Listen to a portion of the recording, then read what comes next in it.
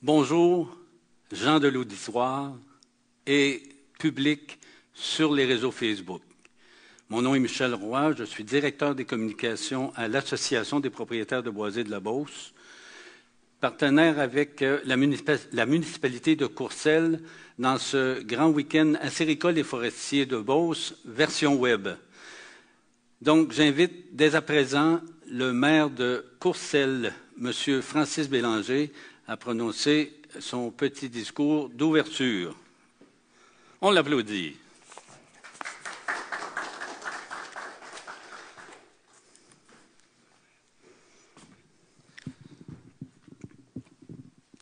Bonjour à tous, bonjour Jean dans la salle, bonjour les gens à la maison.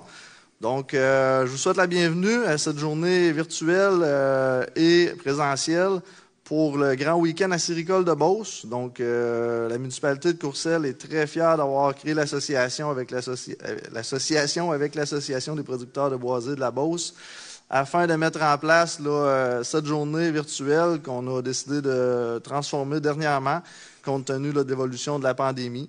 Donc, Courcelles avait déjà créé l'événement, le week-end acéricole, en 2019. Donc, c'est un événement qu'on voulait ramener ici à Courcelles une deuxième année. On est très heureux aussi d'avoir les partenaires qui nous ont permis de faire cette journée-là, en particulier Desjardins, qui a été partenaire majeur dans cet événement.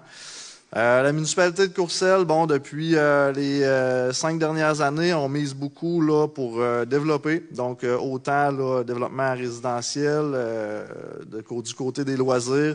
On veut vraiment tourner vers que les gens s'en viennent à Courcelles. Donc, c'est très important pour nous. Il y a beaucoup de projets qui ont été mis en place dans les dernières années. Il y a beaucoup de projets qui s'en viennent aussi. Donc, je vous invite à venir nous voir, à venir nous visiter. On est situé exactement entre Thetford Mines, Lac-Mégantic et Saint-Georges. Donc, on est vraiment bien situé. Et ça nous permet, et ça a été une des choses qui était importante justement dans le grand week-end acéricole, c'était le positionnement géographique.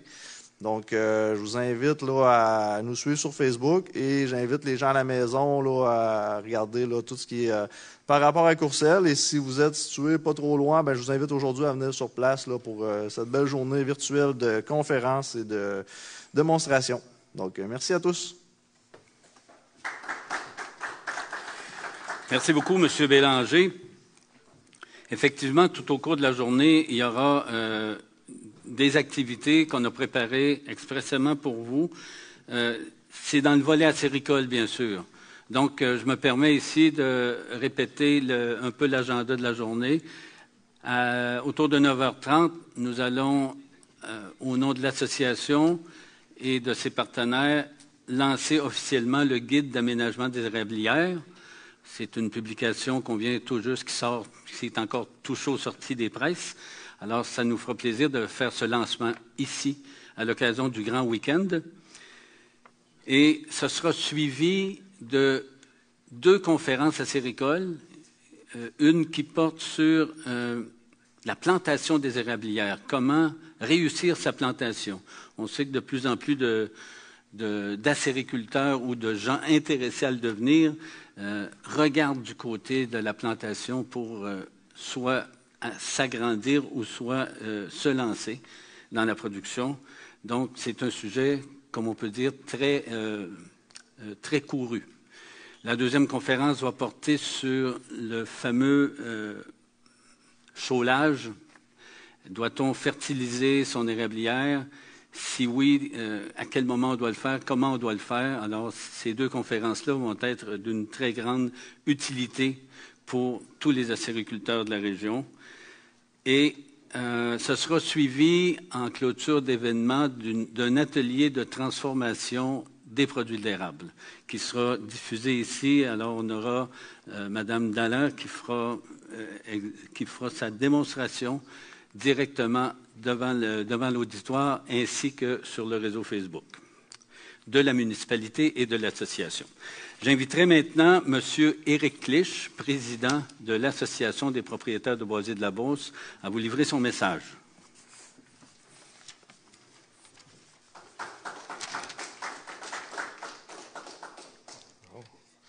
Bon, bien, bonjour tout le monde. Ça me fait énormément plaisir d'être parmi vous aujourd'hui. Excusez. Au nom du conseil d'administration, on est très, très fiers de la collaboration qu'on a eue avec la municipalité de Courcelles pour ces grandes journées acéricoles et forestières. Ça a été, selon moi, une très belle décision qui va permettre à l'ensemble de la grande région de profiter de toutes les connaissances et des journées forestières et acéricoles. Permettez-moi de vous parler des grands enjeux forestiers. Profiter de cette tribune-là que j'ai aujourd'hui, de prendre le temps d'en parler, parce que oui, on a des grands enjeux au niveau de la forêt privée. Puis pour les nommer, les deux principaux enjeux qu'on a présentement, c'est l'accès au marché puis le prix au marché. On vient de passer à travers des records de prix, pas mondial, là, mais nord-américains. Et les producteurs ont été les grands laissés pour compte là-dedans en profitant pas des prix sur le marché. Ça fait que ça, c'est important. Il va être important pour l'ensemble des propriétaires, des producteurs, de se mettre ensemble pour trouver les solutions et profiter du prix de notre ressource, parce qu'on est propriétaire de la ressource, on est les grands propriétaires de la ressource et on est les grands perdants. Il va falloir se mettre tous ensemble pour ça. Deuxième défi qu'on a aussi, c'est le bois de petite dimension, les bois qui sont preneurs. C'est un grand enjeu parce que quand on est producteur forestier, piler sur le bois avec nos machines, ça ne nous tente pas. On veut ramasser l'ensemble de notre production forestière. Puis présentement, c'est difficile. Il manque de marché pour le petit bois.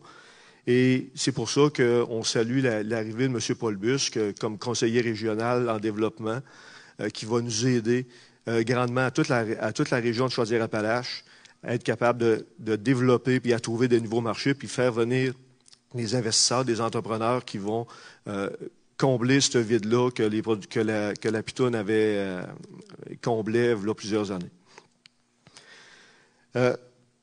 On va laisser de côté la foresterie, on va parler du pourquoi qu'on est ici aujourd'hui, parler de la séricole.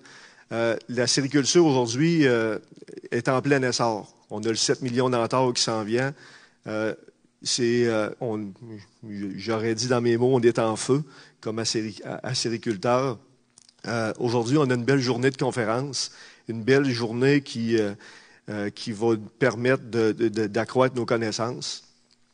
L'association a développé avec le temps un réel expertise au niveau du service conseil à la séricole, puis j'en suis très fier. On a une jeune équipe dynamique et qui sont là pour vous offrir des services. Vous allez avoir des conférenciers tantôt, un de nos ingénieurs qui va faire des conférences. Puis le clou de ça, Michel en a parlé tantôt, on fait le lancement d'un livre, d'un ouvrage qui va être une très grande fierté pour l'association, qui va permettre à l'ensemble des producteurs acéricoles d'aller se ressourcer au niveau des connaissances, au niveau de l'information nouvelle, puis qui va permettre d'améliorer la production et la productivité des érablières. Fait que sur ce, je vous laisse là-dessus. Je vous souhaite une très belle journée acéricole, puis à la prochaine.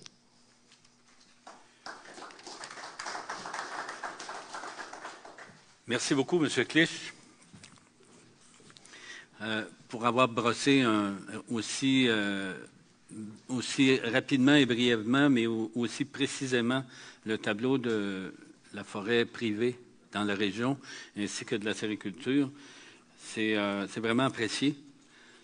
C'est un domaine qui nous touche tous.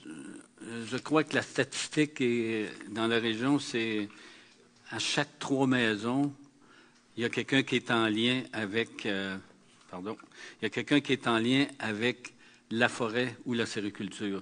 Donc, ça fait partie de nos vies. Ça nous entoure, ça nous pénètre et on a chacun des amis, des parents qui sont des passionnés de sirop. Et on en est bien content. Ça nous permet de nous sucrer le bec à l'année longue. Donc, j'inviterai maintenant M. Mathieu Pelletier, représentant de Desjardins, partenaire majeur de l'événement Grand Week-end acéricole et forestier de Beauce, à venir livrer son allocution. On l'applaudit. Je peux-tu mettre ça là? Donc, merci bien, Michel. Donc, bon matin à tous. Merci d'être présents. Et bon matin à tous ceux qui vont nous regarder en web-diffusion au courant de la journée. Premièrement, félicitations à l'organisation du Grand Week-end à Séricole et Forestier pour l'organisation de cette journée-là. Vous êtes virés de bord assez rapidement. Desjardins, en tant que partenaire majeur de l'événement, supporte pleinement la décision de l'Association de la municipalité de Courcelles de reporter l'événement en présentiel en 2022, compte tenu du contexte actuel. Aujourd'hui, je suis pas seul. En fait, je suis accompagné de certaines personnes là, qui vont être présentes au courant de la journée. Il y a M. Paul Vachon, technicien forestier, M. Michel Laflamme, directeur de compte, et M. Jean-Philippe Allen qui va nous rejoindre au courant de la journée, qui est ingénieur forestier. Ces personnes-là sont nos spécialistes au niveau acéricole et forestier.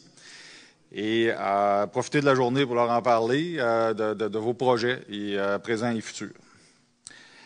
Notre équipe de directeurs de compte au niveau du CDE Beauce, Appalaches et Chemin est constituée de 15 directeurs de compte spécialisés comme agronomes, techniciens et ingénieurs. En fait, nous formons la plus grande équipe au niveau de la région spécialisée en financement agricole et forestier.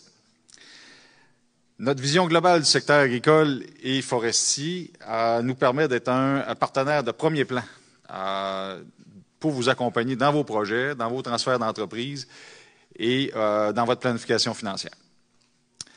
En terminant, je félicite encore les gens de l'organisation du Grand Week-end à Séricole et Forestier pour l'organisation de l'événement. Puis je vous souhaite une excellente journée. Merci beaucoup.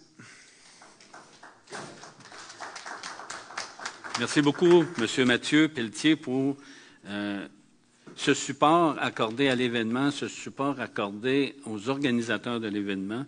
Ça nous touche beaucoup. Ça nous rassure aussi, puisqu'on vous a bien dit que le grand week-end à Séricole et Forestier de Beauce sera reporté à l'an prochain. On souhaite que les conditions sociales et socio-sanitaires, comme on dit, soient beaucoup plus favorables à la tenue d'un tel événement.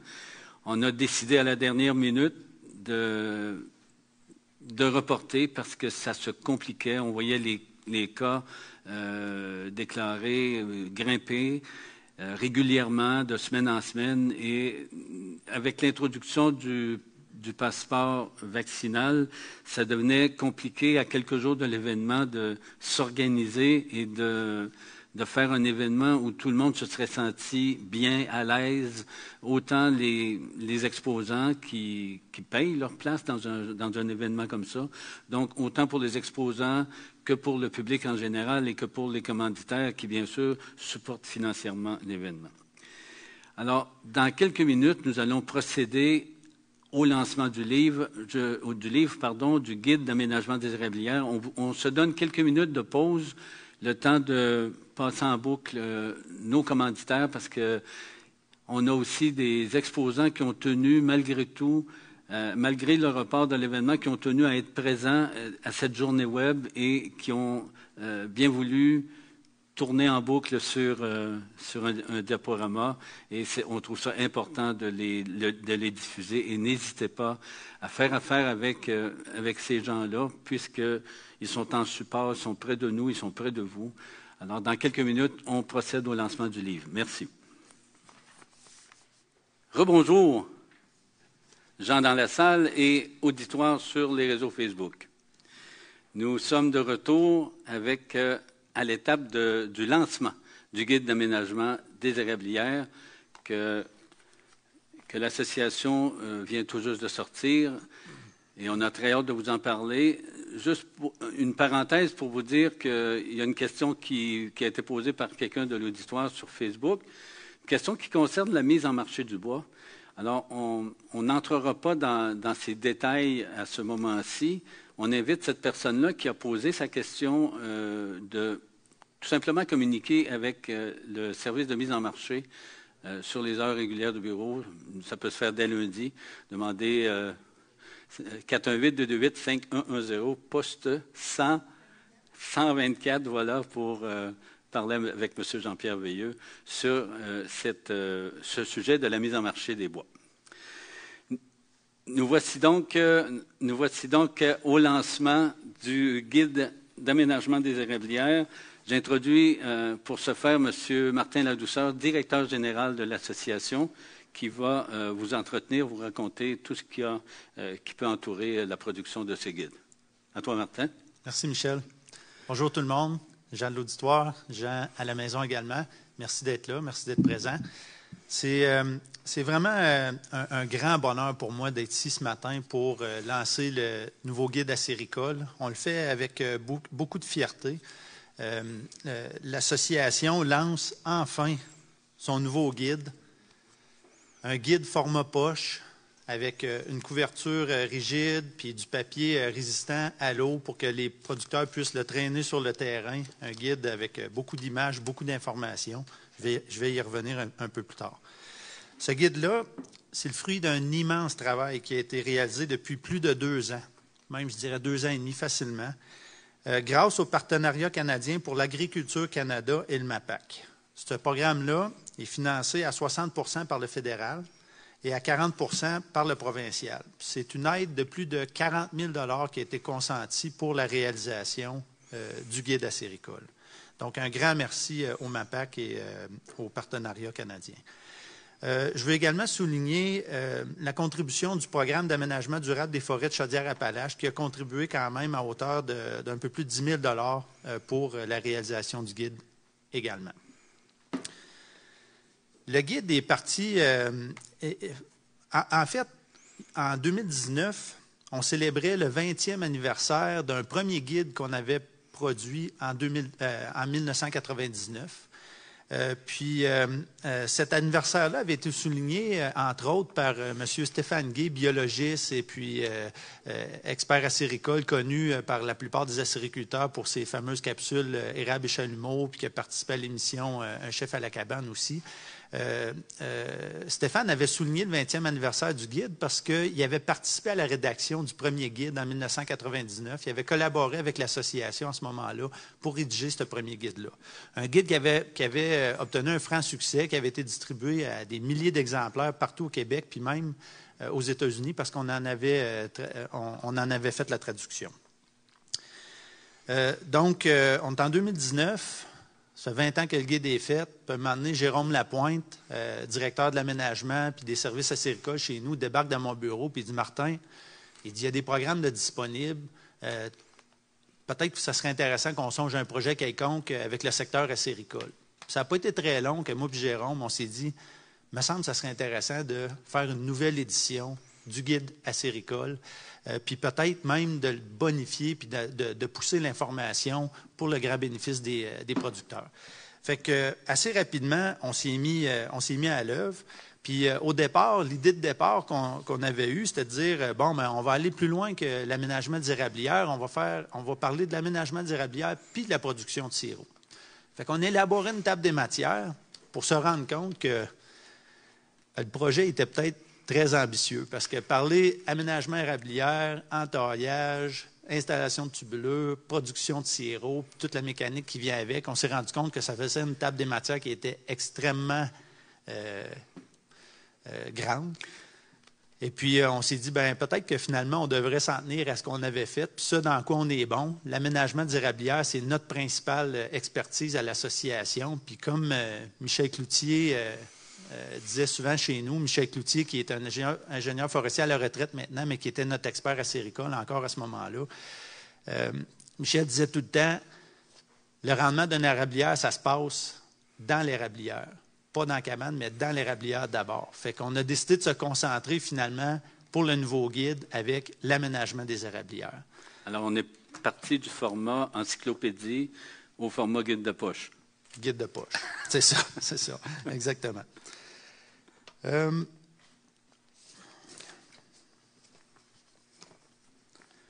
Donc, ce guide-là, c'est une véritable mine d'or. Puis il s'adresse à tout le monde. Que vous soyez un acériculteur expérimenté, débutant, que vous soyez un étudiant en acériculture, que vous soyez un technicien forestier ou un ingénieur qui s'intéresse à l'acériculture, ce guide-là va vous intéresser parce qu'il touche à peu près à tout ce qui peut concerner l'aménagement d'une érablière, que ce soit le choix de tige quand on veut couper un érable pour faire de la place aux autres, les insectes, les maladies qui peuvent affecter une érablière. C'est vraiment là, le chaulage. C'est vraiment là, très vaste, toute l'information qu'il y a dans ce guide-là. Puis, on le voulait accessible parce qu'il y a beaucoup d'informations, donc on voulait que la lecture se fasse de façon agréable. Donc, c'est pour ça que le guide a été segmenté en plusieurs parties, en plusieurs chapitres et sous-sections. Donc, un producteur qui a un sujet en tête qu'il veut couvrir peut choisir le sujet à partir de la table des matières, aller voir le sujet en quelques minutes, lire à propos de ce sujet-là pour avoir une meilleure idée de comment traiter ce sujet-là dans son érablière. Donc, une lecture agréable puis visuelle aussi.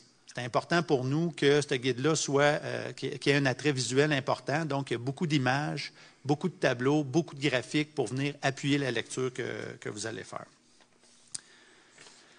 Donc, au niveau du graphisme, grâce à l'excellent travail de Célena Cloutier, le guide est agréable à regarder.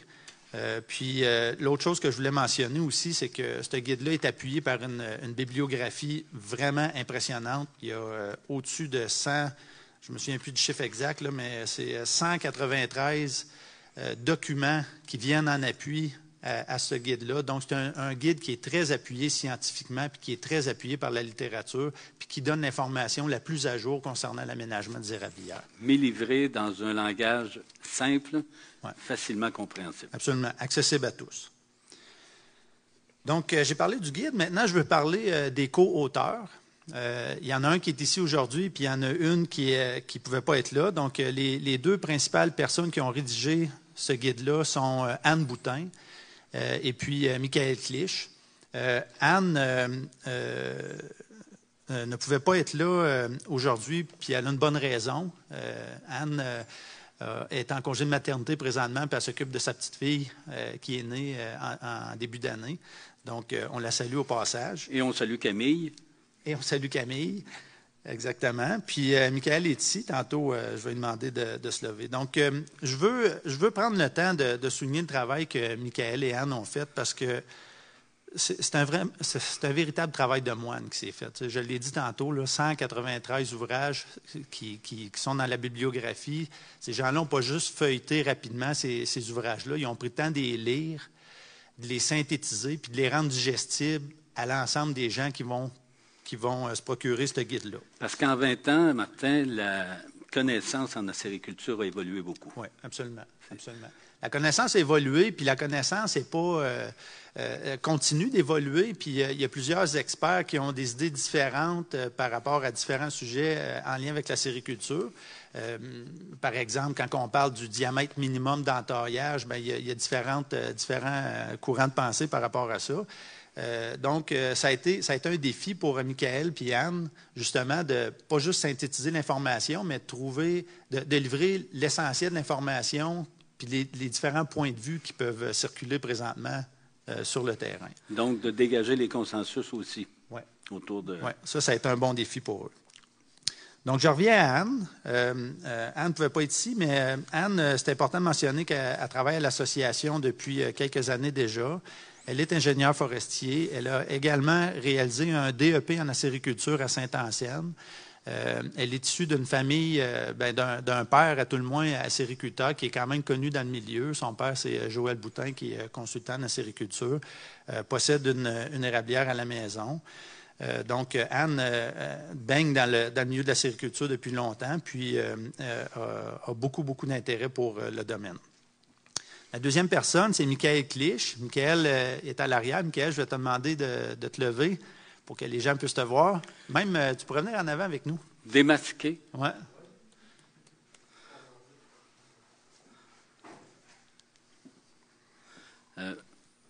Pense à la droite, ça va être plus facile.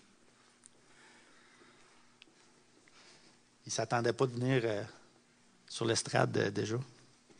Sur la scène, c'est-à-dire.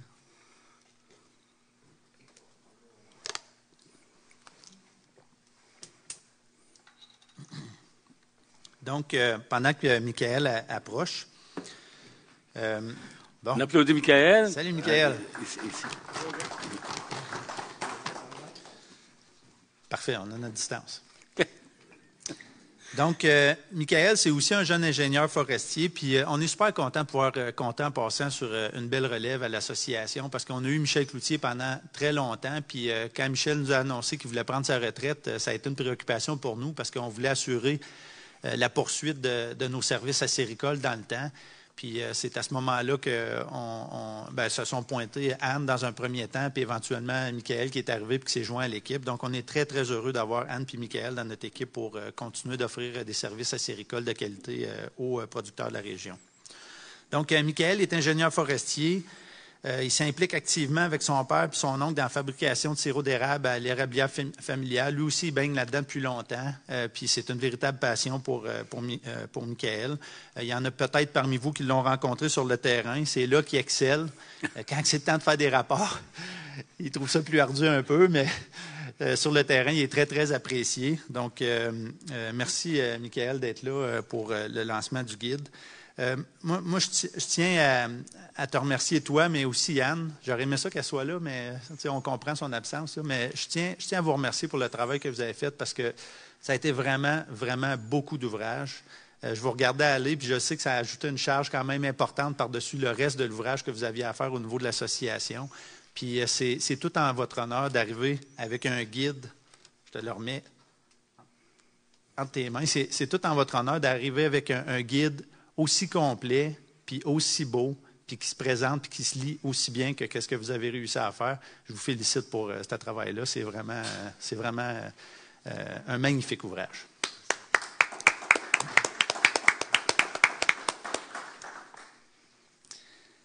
Donc, assez parlé des co-auteurs, parlons maintenant des collaborateurs.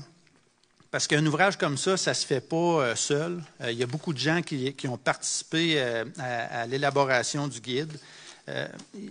Tous les collaborateurs sont énumérés dans le guide dès le départ, mais je veux quand même prendre le temps d'en nommer quelques-uns. Je pense entre autres à David Lapointe, ingénieur forestier au MAPAC, qui nous a aidés à toutes les étapes du projet, qui a fait beaucoup de commentaires, de suggestions, de recommandations, puis qui a participé très activement à la révision du document.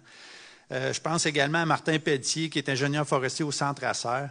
Martin a également joué un rôle très important dans la révision du guide, puis a fait aussi beaucoup de recommandations.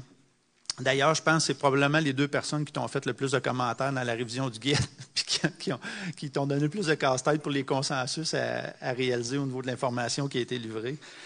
Mais c'est correct, je dis ça positivement en passant, parce que ça fait montrer que le secteur acéricole, c'est un secteur qui est complexe, puis pas tout le monde qui a exactement la même pensée, mais on veut livrer le maximum d'informations. C'est bouillonnant, hein? C'est bouillonnant, exactement.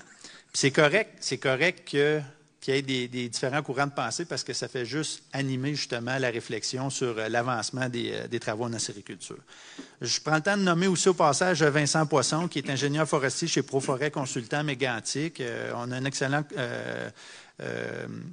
contact avec les gens de Proforêt Consultant, puis on était très contents de pouvoir compter sur la contribution de Vincent Poisson dans la révision également. Puis il y en a plusieurs autres. Rapidement, je pense à Bruno Boulet, entre autres, qui a fourni beaucoup de photos pour le guide. Donc, ça a permis d'améliorer le caractère visuel du document. Il y en a plusieurs autres, sont toutes nommés dans le guide. Donc, tous ont contribué en partageant leur expérience, leur expertise pour arriver au guide qu'on connaît aujourd'hui.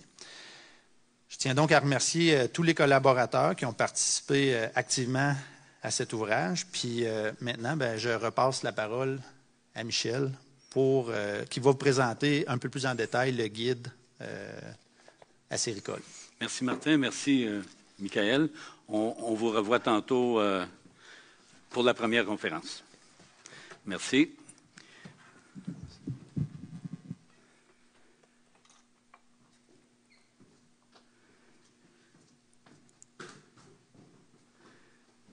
Je voudrais prendre quelques instants pour rappeler aux gens qui nous écoutent sur les réseaux qu'il y a encore un petit peu de place dans la salle. Alors, si ça vous tente, présentez-vous à l'Aréna de Courcelles pour assister en direct aux 2 conférences et à l'atelier de transformation des produits de l'érable. Vous ne le regretterez pas. Et bien sûr, tout ça se fait dans le respect des mesures sanitaires. Toutefois, le passeport sanitaire, le passeport vaccinal, n'est pas obligatoire à ce moment-ci. Donc, il s'agira pour vous de vous présenter avec un masque à portée de la main et de signer un registre de présence, tout simplement. Donc, il reste encore de bonnes places dans la salle pour assister en direct. Quelques mots en détail sur les différentes parties du guide. Tout ça commence avec un portrait acéricole de Chaudière-Appalaches. Pourquoi principalement Chaudière-Appalaches? Bien, Chaudière-Appalaches, dont fait partie la Beauce, est une des grandes régions productrices de sirop d'érable. Et le guide est fait à partir de la compréhension qu'on a ici de comment ça fonctionne, la sériculture. On trouvait important de faire cet aparté sur la région de Chaudière-Appalaches. Vous voyez en page 18 du guide le tableau comparatif, si on veut, de la production acéricole au Québec. Alors, si vous voyez à l'écran, il y a 2 manettes, hein? C'est beaucoup m'a demandé. Si vous voyez à l'écran, la région de Chaudière-Appalaches, tout en haut, regroupe 3258 entreprises en production. C'est colossal. C'est sur un total de 6508 entreprises au Québec. Donc, la région a une place magistrale dans la production. On dénombre 17 millions d'entailles pour une production de 54 millions de livres qui donne un rendement à l'entaille de 3,15 livres de sirop. C'est ça, Michael? C'est ça. Merci. Donc, il y a encore possibilité, quand on regarde les rendements des différentes régions, il y a encore possibilité d'améliorer les rendements.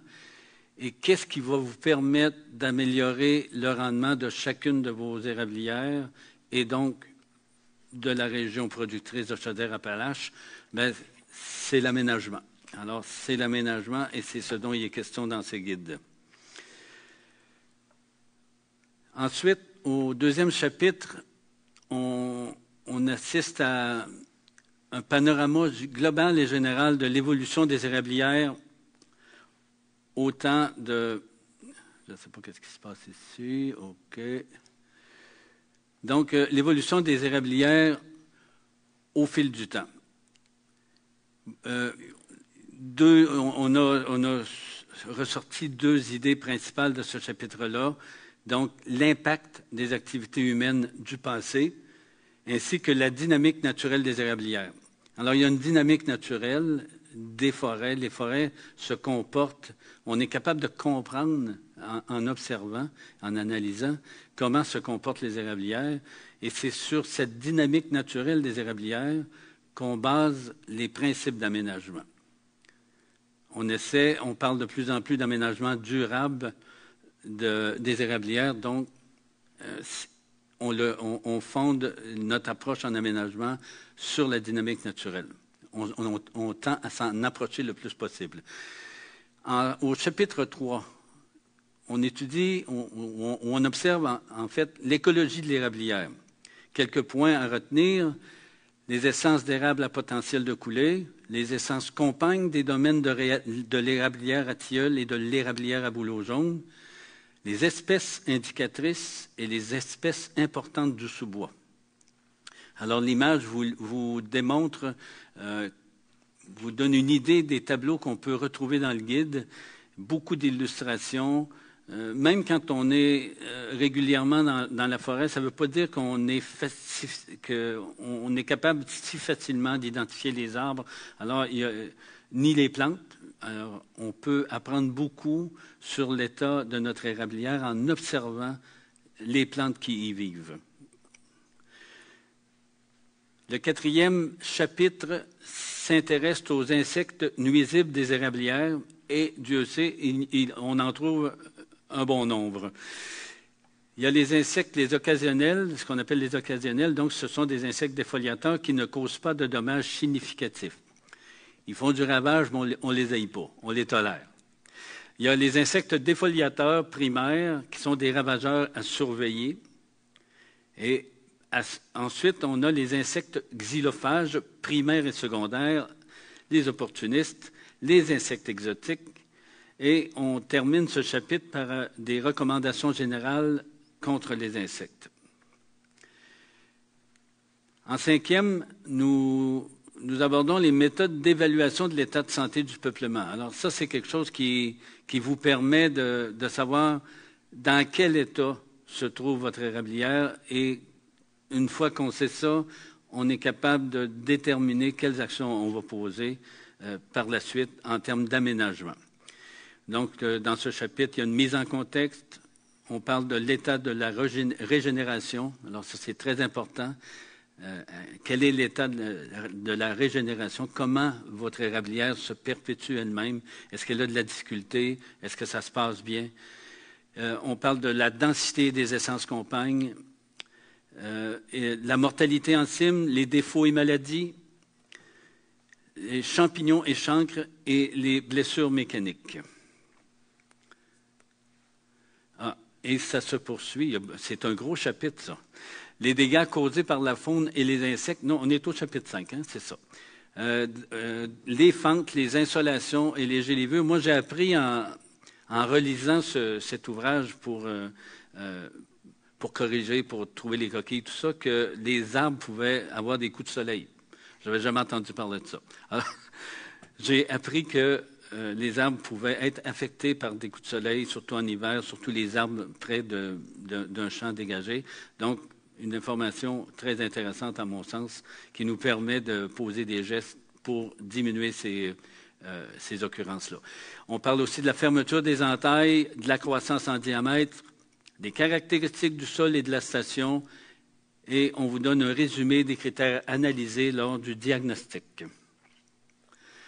Au chapitre 6, on parle d'aménagement acérico-forestier, c'est carrément ce qu'on appelle l'aménagement des érablières. Quels sont les bienfaits de l'aménagement? On parle de la caractérisation de l'érablière, on aborde les différentes interventions possibles et on parle de gestion de la régénération. En chapitre 7, et c'est le sujet qui sera abordé à la première conférence de Michael tantôt, le choix du site, on parle de plantation donc, et les éléments du chapitre sont choix du site et des espèces, la densité, la mise en terre, la protection des plants, la transplantation des arbres, produire ces plants d'érable à sucre soi-même. C'est un beau discours, c'est un beau test d'élocution, ça. Le chapitre 8 aborde l'amendement des sols, et ça sera le sujet de la deuxième conférence après le dîner. On y traite du rôle des éléments nutritifs, des effets du chaulage sur l'érablière, de l'épandage, et on livre des informations importantes sur le chaulage. Au chapitre 9, nous parlons de l'éducation des jeunes tiges. On y donne les généralités à ce sujet. On parle de la taille de formation, de l'élagage, de l'émondage et de certaines modalités d'application. On parle aussi de la période d'intervention, de la fréquence d'intervention, de la technique de coupe et des outils et les principaux types de défauts à corriger. En conclusion, acériculteurs de Chaudière-Appalaches, de Beauce, de Chaudière-Appalaches et de tout le Québec, vous trouverez dans ce guide l'ensemble des questions importantes, vitales et nécessaires de comprendre et de mettre en application en ce qui a trait au rendement de votre érablière par un aménagement intelligent et mesuré qui tend à épouser la dynamique naturelle des érablières. Alors, je vous remercie beaucoup de votre attention. Je vous donne en terminant l'information sur comment se procurer ce guide. D'abord, pour les gens qui sont dans la salle ici et ceux qui pourraient y venir par la suite, nous avons un certain nombre d'exemplaires du volume.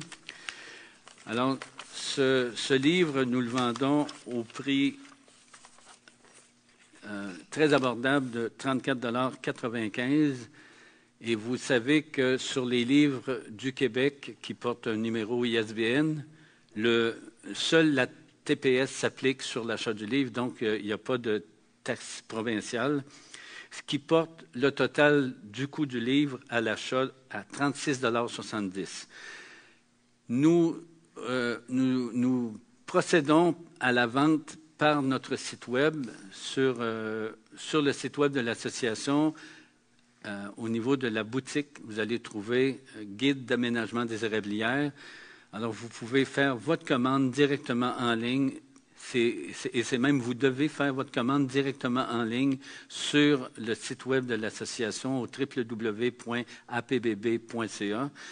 À boutique, vous allez trouver le guide d'aménagement des érablières. Vous complétez votre fiche, vous faites la transaction et vous passez, pour les gens qui résident dans un rayon pas trop éloigné de l'association, vous pouvez venir cueillir votre guide sans autres frais une fois que la transaction a été réalisée. Les personnes qui désireraient obtenir le guide et se le faire livrer devront toutefois assumer des frais de poste qui sont relativement élevés. Toutefois, nous sommes à prendre des ententes avec quelques libraires de la région qui vont...